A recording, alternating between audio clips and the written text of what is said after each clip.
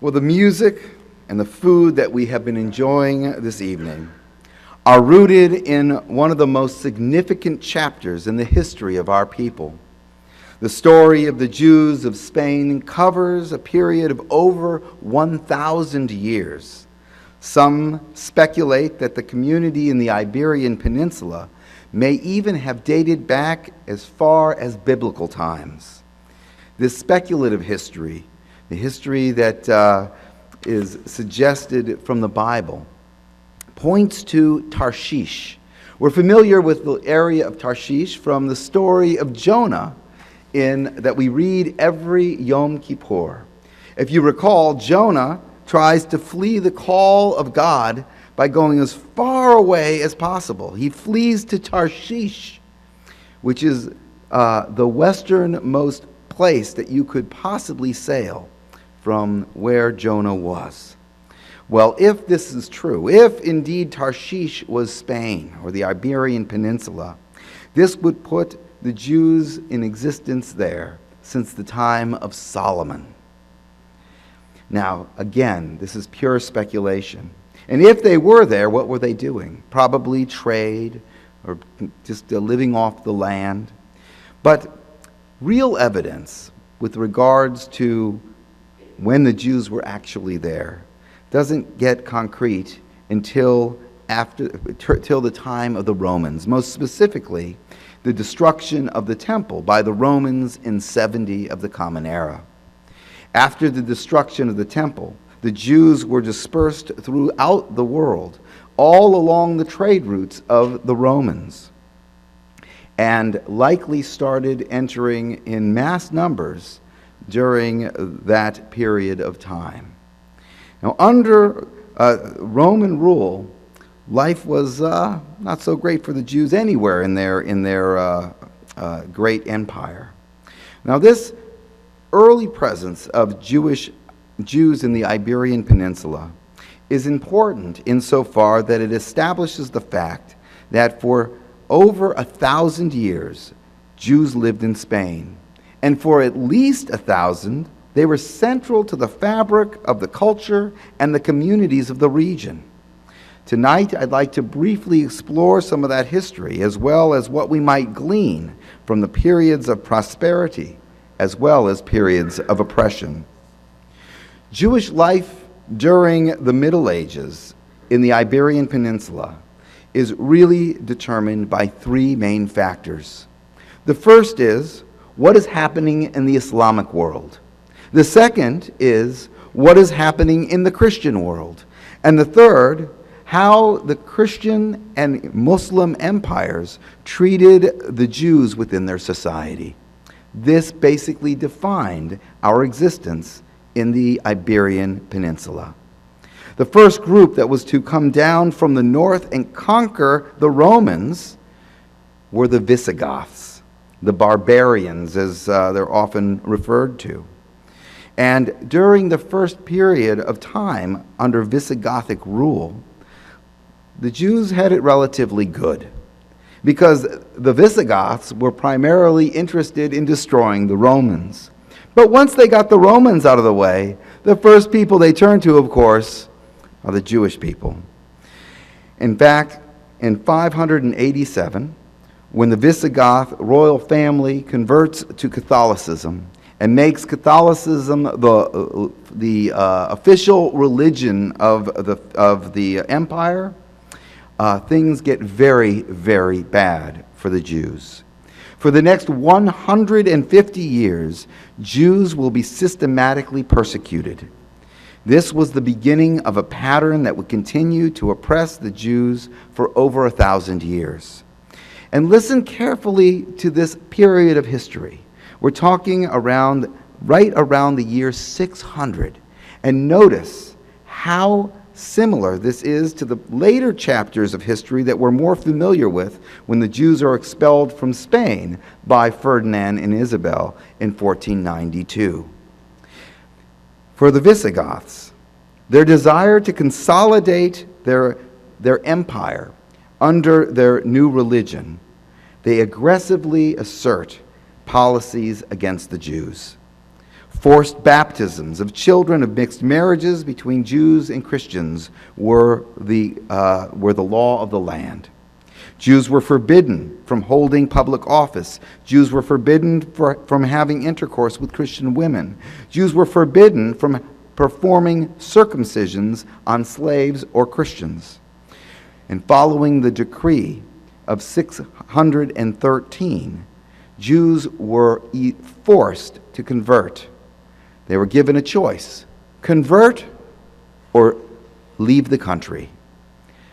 613. This is 800 years before Ferdinand and Isabel. I emphasize this because this is the mindset which exists for hundreds of years in Spain. Forced conversion, severe persecution. Choose to be part of us or leave us. So this does not happen overnight. Under the Visigoths, 90,000 Jews are estimated to have converted. They are called conversos. And their conversions, as we know today, were mostly on the surface. They took the name Christian, but secretly they continued practicing their Judaism. Now in 633, a new issue arose. All of these new Christians, all of these people who were claiming to be Christian but were practicing Judaism in secret, now were a problem for this very, very zealous group that was ruling the country. They needed to purify their country. They needed to make sure that everyone was in sync. If a professed Christian was determined to be practicing Judaism, his or her children were to be taken and raised in a monastery or trusted to Christian households. Measures against circumcision and the observance of Shabbat were taken. All converted Jews had to make a promise that if they saw their neighbors practicing Judaism, that they would turn them in and they would be killed by burning or stoning. Again, these same principles that we know later in the Spanish Inquisition are in existence in the year 633. Long-standing hatred, long-standing prejudice for hundreds of years become part of a common way of thinking. It is an increased period of persecutions for our people. Things change, however, in around the year 700. The Christian empire starts to lose its grip in Spain, especially in the south, and the Moors, Muslim conquests, start to move up from North Africa.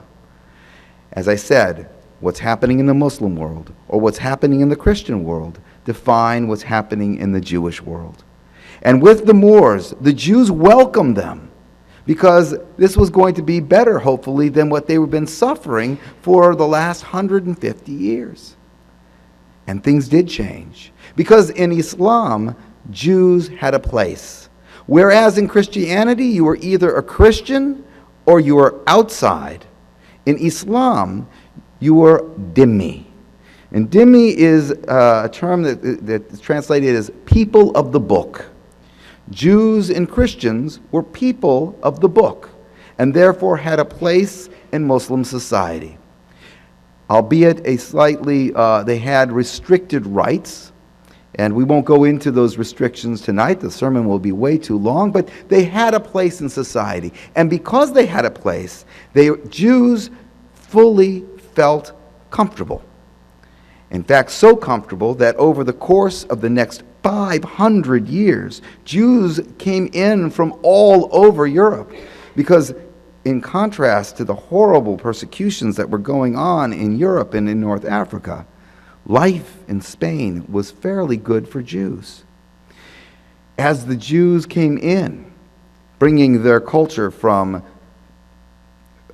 France or from the German region or from North Africa, Jews were exposed to more and more cultural elements, And this golden age of Judaism and Jewish thought and Jewish creativity flourished. But it wasn't only Jewish influences that helped spark this renaissance within our faith. Arab culture as well.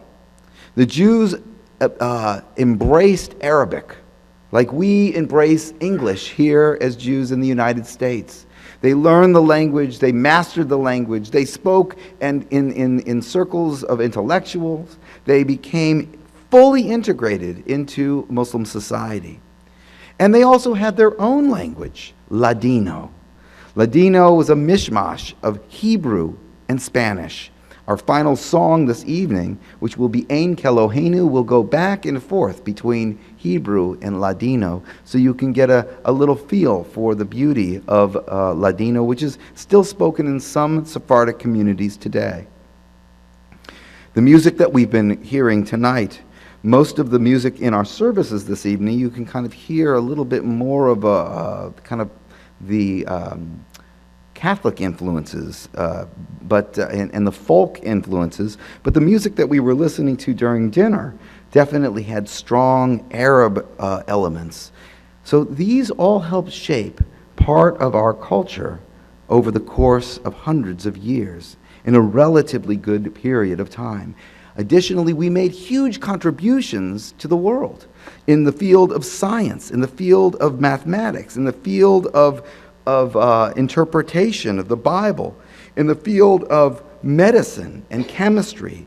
Jews in Arab lands thrived and contributed to the world. Jews in Spain were Spaniards through and through during these years, both in regards to their customs and their language. They owned land. They cultivated this land with their own hands. They filled public offices, and they became wealthy, respected, and influential citizens. As Jews today, we look back on those golden years with pride. 500 years of relative tolerance and good fortune helped to shape the world of Jewry in terms of culture and a beautiful, beautiful Sephardic chapter, or a Sephardic branch of our faith that we cherish today. For 500 years, Jews were not only seen as assets to the ruling authorities of Spain, Jews were literally part of the fabric of that society. Things change, and they change relatively fast. As the Jews of the Iberian Peninsula enter the 12th century, and Christendom returns with a fervor, and the hatreds that were simmering below the surface no longer simmer, our people start to suffer. By the year 1300, there were about 500,000 Jews in Christian Spain, over 120 Jewish communities. Many of Spain's rulers at first actually embraced the Jews. They saw them as assets. They were, after all, the intellectuals. They were the ones contributing to science. They were very good with business. They owned land. They had influential places. However, as the zealousness of the faith started to rise, a disproportionate amount of hatred started to be forced upon the Jews. It started with forced conversions, which, after all, the Jews had had before, and the oppressive rules that I'm about to mention, if you were a convert, if you were a Christian, these didn't apply to you. So these oppressive rules by the kings and queens of Christian Spain were as follows. Jews were quartered into juderia, or barrios. They were prohibited from practicing medicine, surgery, chemistry, or dealing with bread, wine, flour, or meat. They were forbidden to engage in handicrafts or trades of any kind, nor were they able to fill public office or act as money brokers or agents. They were not allowed to hire Christians. They were forbidden to eat or drink or bathe with Christians. They were forbidden to hold intimate conversations with Christians. Christian women were, whether they were married or unmarried, were forbidden to go into the juderia. Jewish women were dressed in very specific clothing, and later on they were Jews were all marked with with yellow stars on their coats. Does this sound familiar? It didn't just happen overnight in Germany either. The persecutions and laws that were put upon the Jews, however, they were as damaging to Spain as they were to our people. Suddenly, overnight, commerce and industry were at a standstill. The soil was not being cultivated. Finances were being disrupted. And who did they blame? Even though the laws were on us, they blamed the Jews. Anger, hostility, frustration, jealousy, at the core of an ever-rising hatred against us. Now, we had a new problem. You see, the Christian law was that they had to try to force us to convert. And the Jews did. They converted because as Jews we had all these restrictions. But as Christians, we didn't have any of these restrictions upon us. So for a while, Jews just secretly practiced their Judaism, but outwardly were Christians. Well, this didn't fool the greater community. In fact, it enraged them. The new Christian problem was a horrible problem for Spain. It raised suspicion. It raised fear of what was going on and a tremendous amount of jealousy. So, there were two solutions in the late 1400s. The first was to inquire, who was a hidden Jew? We are going to get it out of you through a church validated inquisition. And so the Inquisition was instilled to find out who was a Jew behind the scenes and take care of this problem. And then finally in 1492, that same edict that existed under the Visigoths in 600s was imposed again: convert or leave our country. And many did. Now, if I go through the whole history there of that very dark chapter of our people, it will take far too long. So I will just make these final comments about this time focused on two important messages, but I do want to draw your attention to a very, very good documentary that you can watch on YouTube regarding the Spanish Inquisition. It's outstanding. It's a little less than an hour long, but you will be captivated. So over the course of this Spanish weekend, you might go to YouTube. It's the BBC documentary on the Spanish Inquisition. It's outstanding. But what I'd like to focus on in closing are two contemporary messages. And so the first is this: the culture and values that follow the Jews from Spain continue to remain a rich part of our peoplehood. We have shared a little bit of those cultural elements tonight through the meal that we shared this evening, through the music that we so enjoyed through the service, through the oneg that we will be sharing after the service.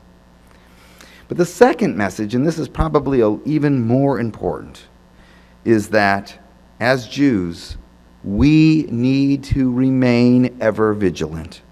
For every time we find ourselves in a good place, accepted in a host society, life inevitably turns on us. We've only been in this country for a couple hundred years, and life for the Jew in this country has only been good for perhaps the last century at the most. Things turned after 500 years in Spain. Things turn. It happened in Spain.